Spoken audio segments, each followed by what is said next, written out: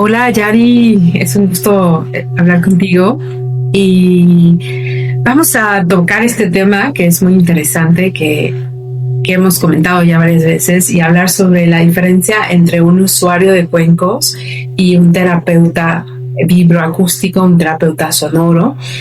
Me encantaría que nos des tu perspectiva desde la parte terapéutica, ya que tú eres una psicóloga clínica y bueno, aparte eres terapeuta sonora, ¿no? Diferentes herramientas muy padres que estás trabajando con gongs, cuencos y diapasones. Cuéntanos tú desde esta perspectiva terapéutica, ¿no? Como profesional de la salud. ¿Qué es un usuario de cuencos y cuál es la diferencia entre un terapeuta vibroacústico? Bien, mira que me parecen preguntas bien importantes, ya que lo que yo he observado es que no se hace una distinción, o sea, como que se usa como si fueran las mismas cosas, cuando desde mi perspectiva, tanto profesional como práctica, sí hay una enorme diferencia. Y no es que una cosa sea mejor que la otra, sino que son procesos distintos. Entonces, partiendo de esto, sí me gustaría pues como empezar, ¿no? Con el usuario de cuencos. Y para mí el usuario de cuencos es estas personas que están descubriéndose en este uso de estos instrumentos, ¿no? Pensando en los cuencos del Himalaya, los de cuarzo o incluso otros instrumentos que los usan de manera personal. De un tiempo para acá, pues se ha escuchado mucho más de esto, o han ido a meditaciones y dicen, wow, ¿no? Yo quiero aprender eso. Me hizo sentir muy bien o dormí muy bien, que es uno de los primeros efectos que puedes tener en un baño de sonido, o una relajación profunda, o incluso como yo empecé, ¿no? Que me dolía mucho la cabeza y se me quitó con una sesión de baño y dije, wow, ¿qué es esto? Y partes de ahí, partes de una curiosidad de tocar eso que escuchaste en una práctica personal. Para mí eso es un usuario de un cuenco. Es algo que haces, que puede que entres a talleres de fin de semana, de un día, de unas horas, pero que no te hace un terapeuta, sino que te lleva a hacer uso de un instrumento y aquí diré un maestro instrumento, porque te lleva a muchos procesos de autoconocimiento y que lo estás aplicando en ti, para ti, y quizá dentro de esta exploración personal lo estás compartiendo con alguien cercano, pero que no estás llevando un proceso. Yeah. Eso para mí sería como corto, un usuario, un usuario ¿no? De uso de cuencos.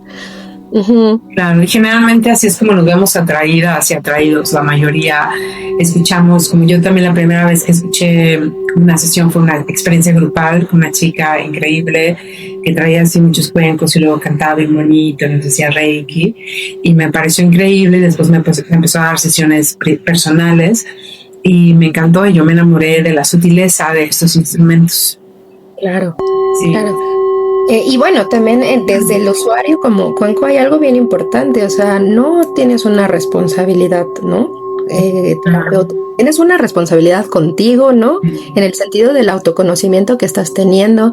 A lo mucho quizás están viendo videos, muchos hacen eso, ¿no? Esta autocomprensión de lo que están tocando. Dice, yo lo quiero, yo lo adquiero y parten de eso. Y lo que decía, o sea, talleres cortos, videos, prácticas autodidactas, pero no hay una responsabilidad ante un otro. Creo que esto también es bien importante mencionarlo. Lo que sí, hay una curiosidad inmensa y sí o sí sabes que hay un beneficio porque ya lo experimentaste.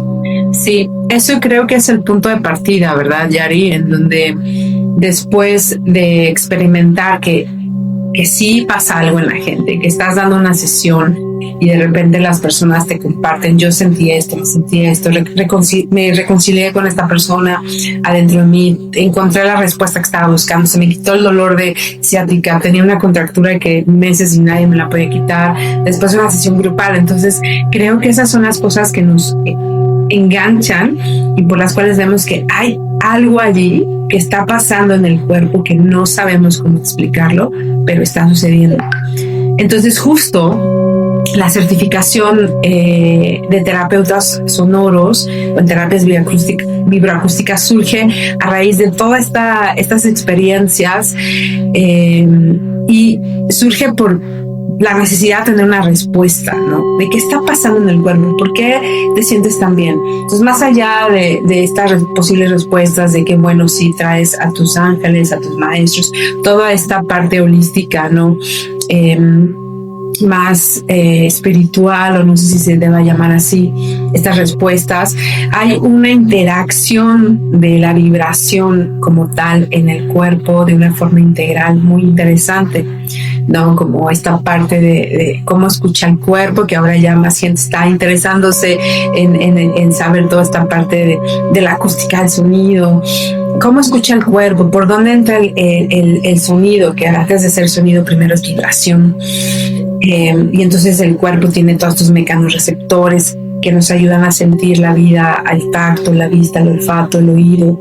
Entonces desde ahí ya empezamos a tener esta pequeña línea en donde podemos entender un poco qué interacción tiene la vibración en el cuerpo y la vibración en general, ¿no? Si vas en una marcha, si estás en el tráfico, si estás en un concierto, si estás en una experiencia sonora. Entonces todo esto, estos mensajes, el sonido, el cuerpo lo percibe y entonces hay una interacción y hay una respuesta, ¿no? A nivel fisiológico que el cuerpo tiene cuando presencias algún tipo de sonido, el que sea.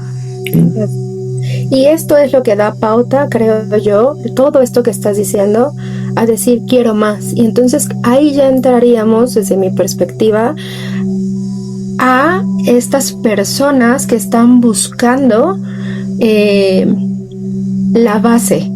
bases para poder acompañar a otros. Y entonces empezaría a hablar del terapeuta de sonido, ¿no? ¿Quiénes son? Sí, es una persona formada, con una práctica supervisada, con comprensión no solo de lo que estás diciendo, quizás si lo englobo en algo, neurofisiológica del sonido y su responsabilidad ética que tiene tanto en ti como en el otro. Aparte, ese es otro tema. Perdón que te interrumpa, porque este es el tema que tú das en la certificación, la ética del terapeuta, que justo hemos hablado tanto de qué es la ética de un terapeuta y aparte un terapeuta del sonido, ¿no? Son la ética de un terapeuta y la ética de un terapeuta sonoro, ¿no? Claro, y que creo que vamos, esto es muy nuevo. Estamos hablando quizá de unos 10 años para acá, en el que ha habido un movimiento importante donde, insisto, todos iniciamos como usuarios de cuencos y de ahí esto nos lleva a más y también de acuerdo quizá a la profesión que también ejercemos. En mi caso, al ser psicóloga, ¿no?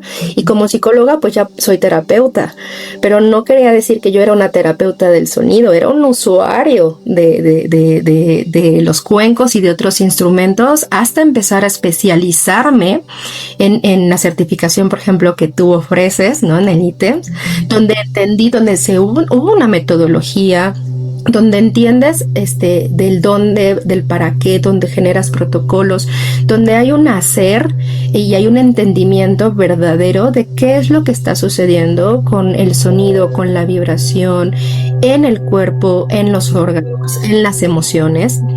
Entonces, bueno, esto definitivamente nos está hablando no de un proceso de un mes, estamos hablando de un proceso, pues pensémoslo como una carrera, ¿no?